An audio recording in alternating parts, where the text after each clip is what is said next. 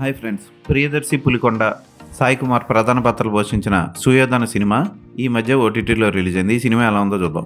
Sound recording ఆర్టిస్ట్గా పనిచేసే hero చిన్నప్పటి నుంచి అతని చెవిలో సుయోధన అని వినపడడం, అతని మీద వ్యతిరేకంగా తిరగబడే వాళ్ళందరూ అతనికి దుర్యోధనుడిలా కనపడడం, ఈ జబ్బుతో అతను బాధపడుతూ ఉంటాడు. అయితే అతని మీద హత్యా ప్రయత్నం జరుగుతుంది. అతని తండ్రి మీద కూడా హత్యా ప్రయత్నం జరుగుతుంది. అతని తండ్రి నాటకాలు వేస్తూ ఎదుగుతూ పొలిటీషియన్ అయినవాడు. ఎవరి హత్యా ప్రయత్నాలు చేశారు, అసలు దొరికిన డైరీలో మహతి అనే స్త్రీ ఎవరు, ఇవన్నీ తెలుసుకోవడం కోసం హీరో ఏం చేశాడు అన్నది మిగిలిన కథ.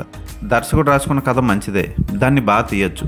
దానికి కొంచెం బడ్జెట్ కావాలి. అయితే స్క్రీన్ ప్లే మాత్రం ప్రేక్షకుని కన్ఫ్యూజ్ చేసి పడేసి చిరాకు పుట్టిస్తుంది. హీరోకు జబ్బు ఉన్నప్పుడు దాని మీద కాన్సన్ట్రేట్ చేయకుండా, దాని చుట్టూ కథను అల్లకుండా ఏవేవో తయారు చేసి ఇష్టం వచ్చినట్టు ప్రేక్షకులను కన్ఫ్యూజ్ చేశాడు దర్శకుడు. సాయి కుమార్ పాత్ర చుట్టూ అల్లుకున్న కథా కథనాలు ప్రస్థానం సినిమానైతే మళ్ళీ గుర్తు చేయవు, కానీ ఇంచుమించు అలాంటి పాత్ర చేశాడు సాయి కుమార్. ఇక ప్రియదర్శి పులికొండ కానీ, దర్శకుడు దేవి ప్రసాద్ ఈ సినిమాలో పోషించిన పోలీస్ పాత్ర కానీ ట్విస్టులతో ఆకట్టుకుంటాయి. ఫోటోగ్రఫీ పర్వాలేదు, బడ్జెట్ తక్కువలో తీసినట్లు తెలిసిపోతూ ఉంటుంది. Art direction okay.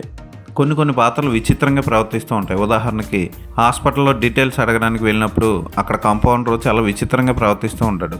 ఇలాంటి సన్నివేశాలు చాలా ఉంటాయి సినిమాలో. హీరోయిన్ పాత్ర అంతగా కుదరలేదు. ఓ పాట ఉంది కానీ అంతగా ఆకట్టుకోలేదు.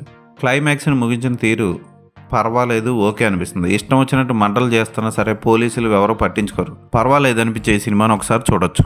దర్శకుడు కథనం మీద శ్రద్ధ పెట్టి ఉంటే ఈ సినిమా మంచి సస్పెన్స్ థ్రిల్లర్ అవును. ఈ సినిమాకి నేను ఇచ్చే రేటింగ్ 2.5/5.